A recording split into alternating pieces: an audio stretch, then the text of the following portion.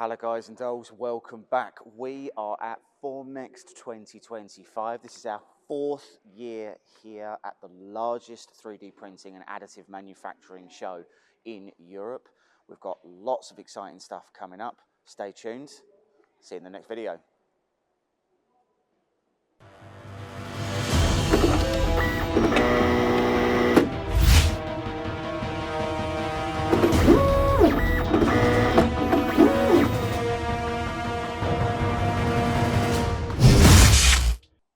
So, a quick pause from the video to say a thank you to the sponsor of this video and of the channel, Phrozen, and talk about the printer that we've been playing with a lot recently, the Phrozen Mega 8KS.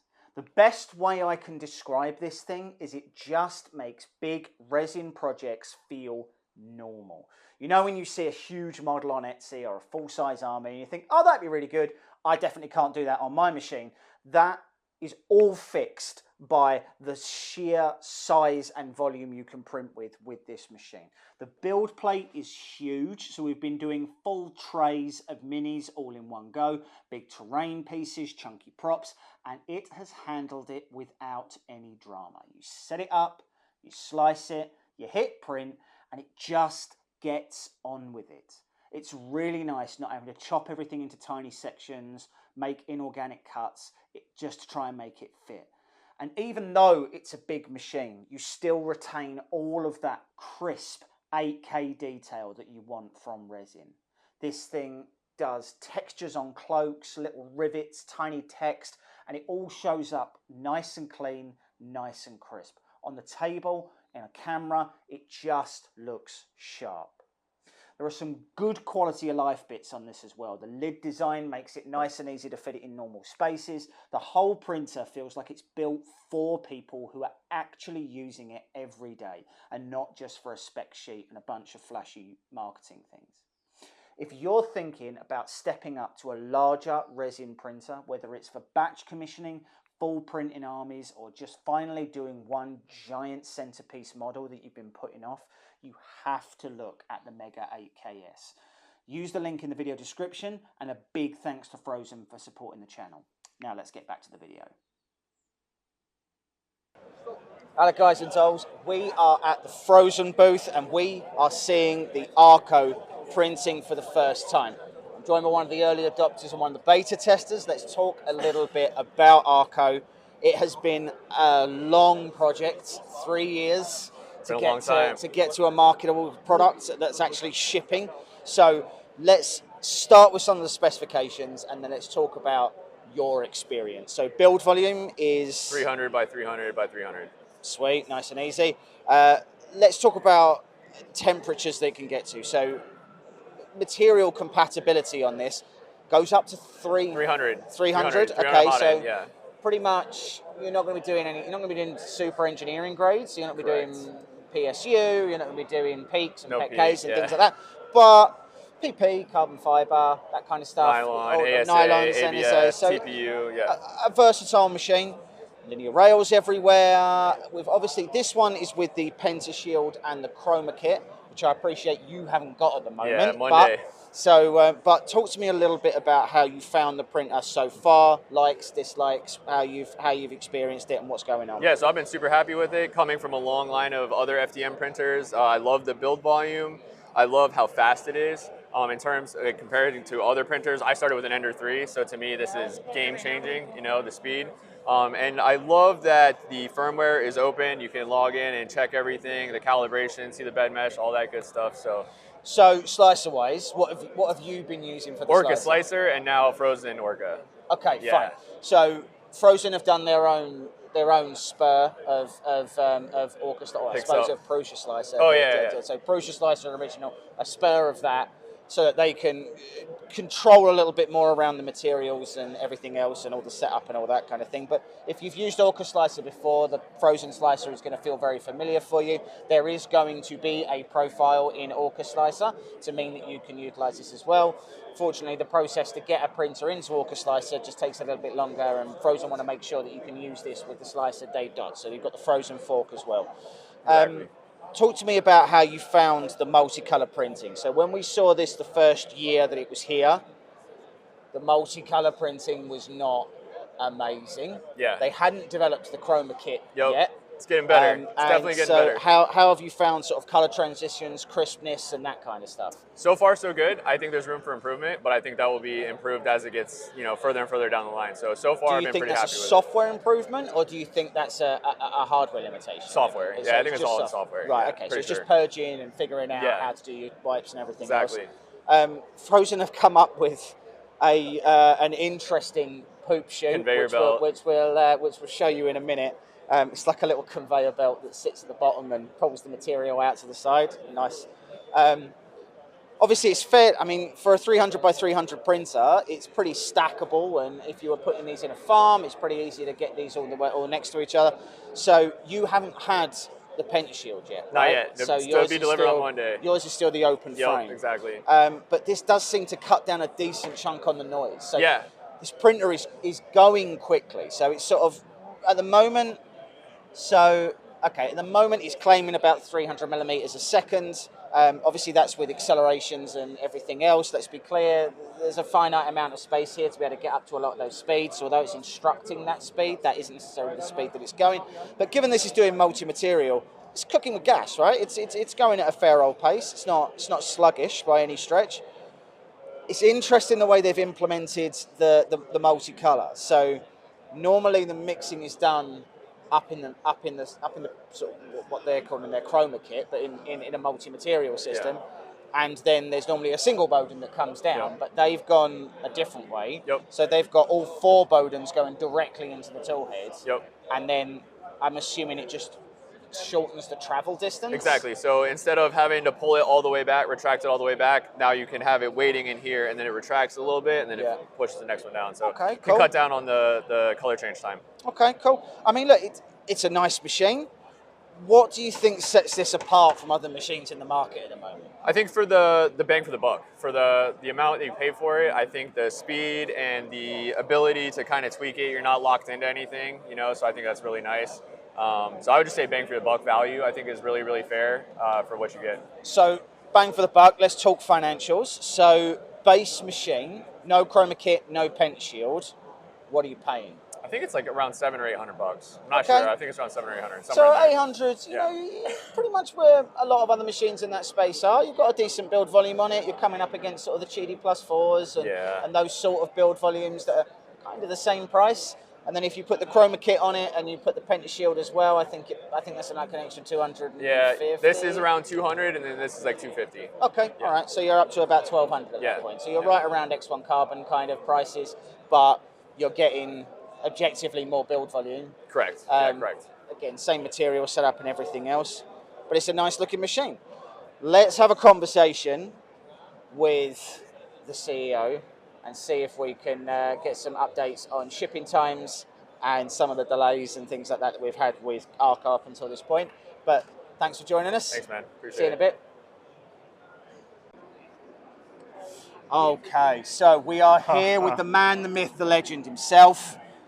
Let's talk about Arco and shipping timelines and some of the delays that we've had up until this point. So let's start with the most recent delay. So you had an issue with chroma kit with Taiwan that you shipped to distributors and warehouses out in Taiwan, and you decided that the right decision to make during that time was to pull those back and make a relatively large change to those things. So let's be really clear. You had options, and the only other real option was to say, we will ship out the spare part, the upgraded parts, or whatever you had to change to end users and get them to do the upgrades, which is what Bamboo did with the A1, and most people hated that.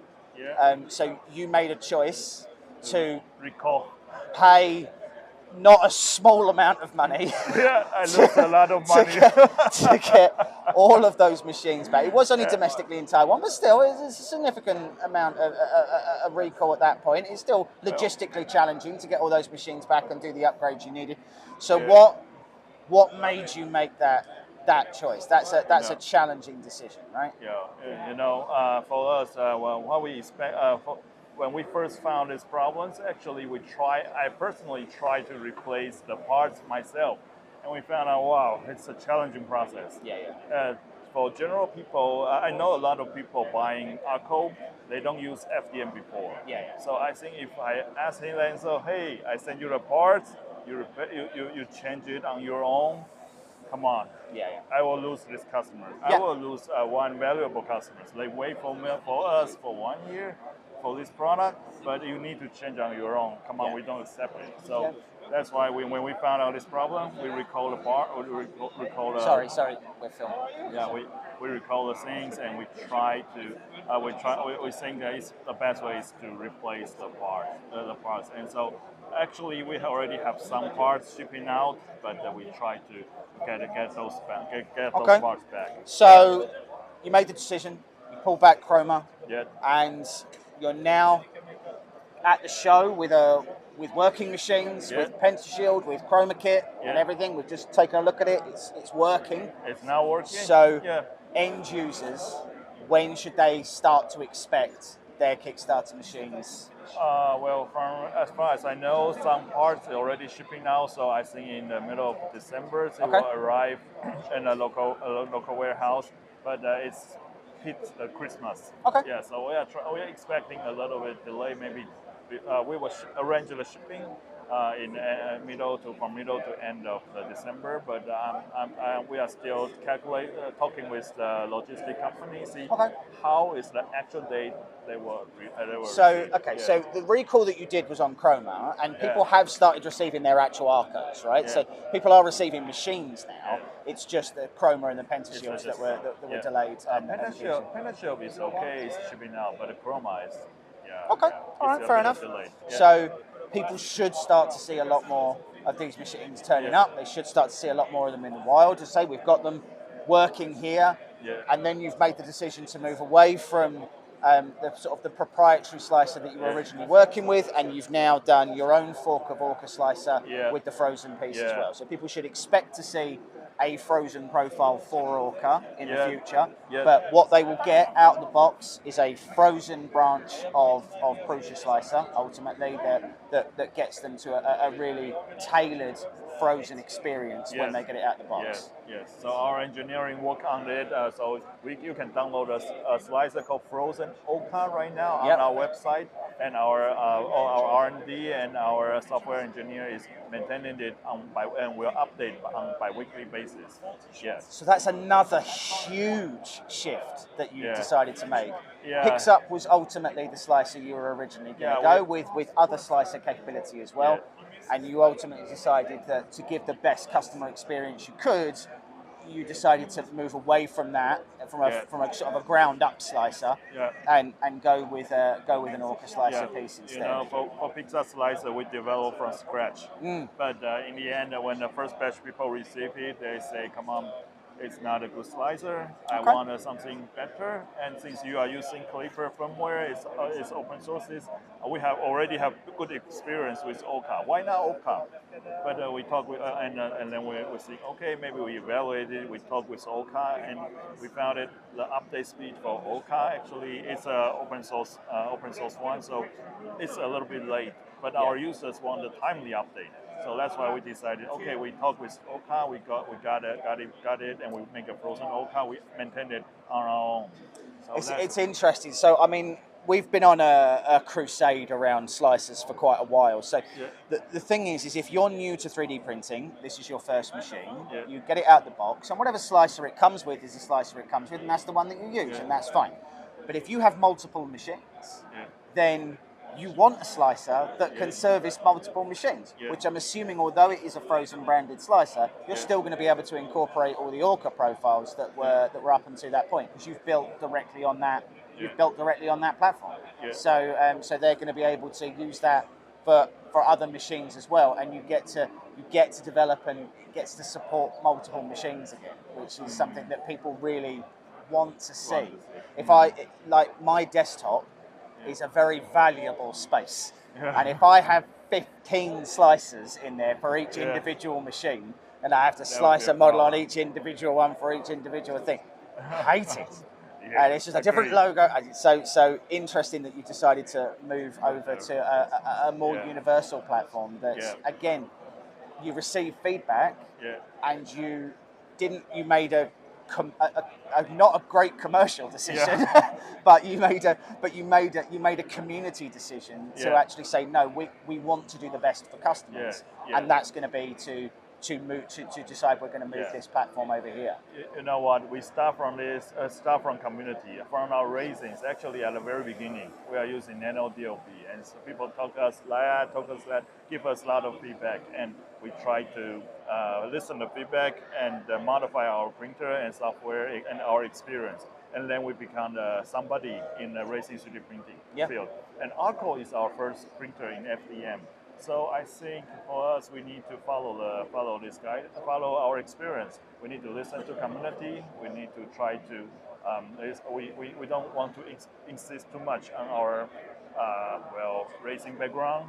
So we need to listen to community. It's interesting. So there's a reality that if we're really honest about a large number of machines that come out of Chinese manufacturers, which I appreciate you aren't, but when you deal with it, invariably they are an OEM printer that a company has gone and bought the design for, and then they have made some cosmetic changes, and then they've ultimately branded it as themselves. That isn't what Phrozen's done. You guys have built this platform near enough from the ground up. You've taken a look at what's out there already in the Voron space, in the rat rig space, Core XY space that already existed, and you ultimately built your own platform from the ground up with in-house R&D. That's not common in 3D printing. Not a lot of people are building machines from the ground up. Do you think you made that choice because you knew how hard it was going to be, or do you think you knew that choice because you didn't know? Well, for us, actually, we don't want to do the things people are already doing. We try to, we cannot sell at a very cheap price, so we try to differentiate ourselves. We try to build our value with our customers. Frozen, the brand for Frozen, it means kind of innovation, at least in racing 3D printers. We hope we can continue this kind of a brand image, to bring this brand image to FDN. So that's why we choose to develop on our own instead of finding somebody to help us build it. Okay. Well, look, guys, if you've got comments, drop them in the comment section. We are talking to Phrozen all the time about various different projects. So if you have specific questions, we'll do our best to go away and see if we can get the answers for those. Let us know what you think, how excited you are for the Arco, how your experience has been so far. We'll catch you on the next video. Yep.